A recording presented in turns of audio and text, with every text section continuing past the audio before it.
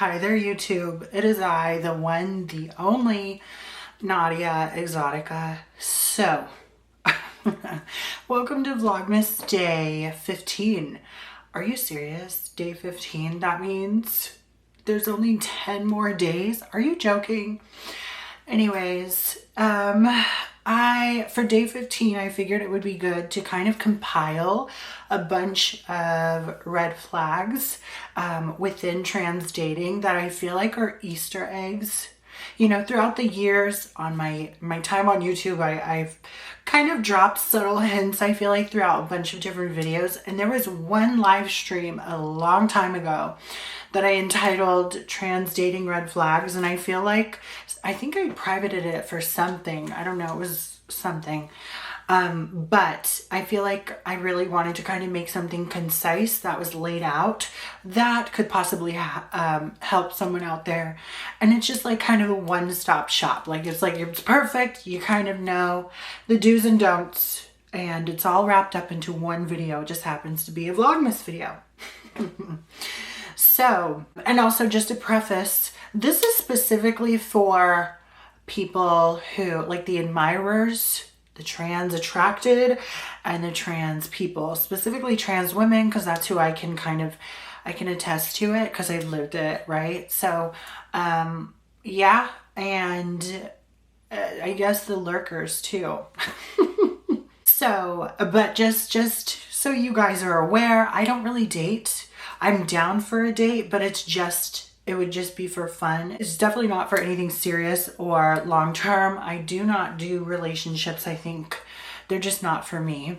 However, like, I'm cool with a fucking dinner date or something cool. Like, let's go to a lounge or let's do something fucking fun. But I don't date for long-term, committed relationships. I want to start the very first one off with something kind of very obvious, or at least it should be fucking obvious. Number one, do not tell your trans date that your parents would never accept them.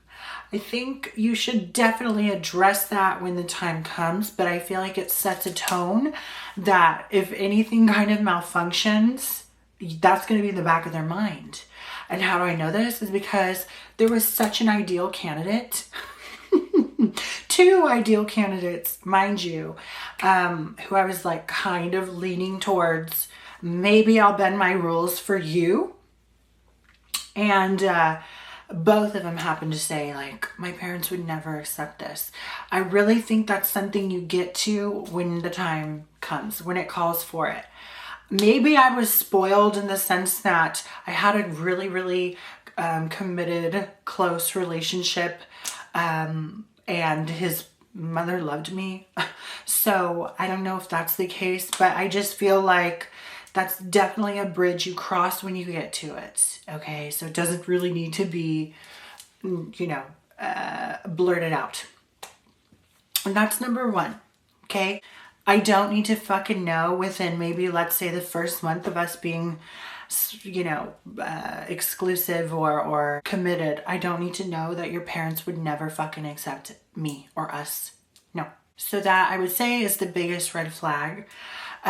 Number two, there doesn't need to be emphasis on how this person perceives you.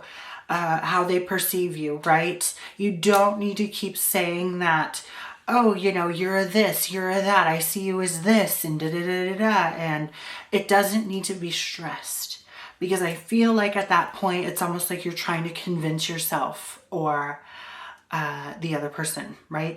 Now, listen, we don't really need to nitpick in terms of language and shit. I feel like that's very custom fit to the person that you're dealing with, but I just can't help but say, like, you don't need to kind of re-emphasize how you see a person, how you envision somebody, you know what I mean? Like what you kind of see them as, because it really seems forced or stressed.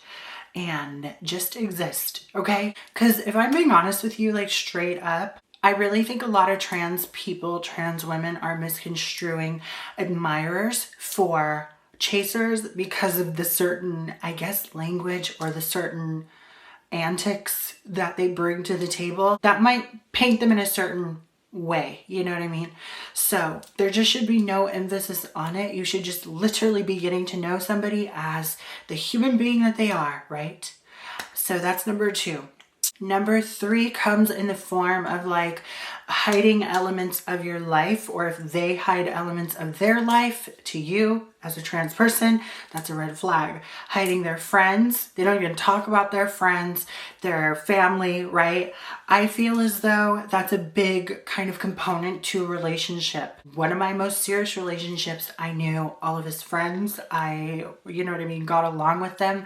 There was no issue between me and his friend. So there should just not be any kind of secrets kept. You know what I mean? Should be very straightforward and honest, especially if this is something that they are serious about. So there should be no elements of their social life being hidden from you. Absolutely the fuck not. That includes family as well. Like, you shouldn't be a little secret. They shouldn't treat you as a little secret. You know what I mean? Eventually you will cross that bridge, and it's something that can't be secretive. Because successful relationships entail honesty, right? So, and honesty is the currency of love, all right? So, Naudia, Exotica Proverbs, period. Then you have red flag number 4. Red flag number 4 is pointing out someone's flaws or things that perhaps you would perceive someone to be insecure about. Again, that kind of piggybacks on the reassurance thing. Like, I know it might be, out of the kindness of your heart to try and reassure somebody of their flaws, but I feel like just mentioning them at all is not the right route to travel, okay? So just don't. All right. It's very important that if someone is going to open up to you about their flaws, be it physical, be it mental, be it whatever, that it's on their own accord, right? It's like they initiated it to begin with. So just don't bring it up. Don't make it seem like you're trying to soothe somebody. Like, it's just like, absolutely the fuck not. Okay, just don't do it. And then you have red flag number 5. This is the final one. Do not... Okay, listen, this is just something you shouldn't do at all, but I could definitely see in kind of like a relationship that's playing out maybe months down the line if they're comfortable. This is so custom fit, but don't ask your trans partner their previous name, okay?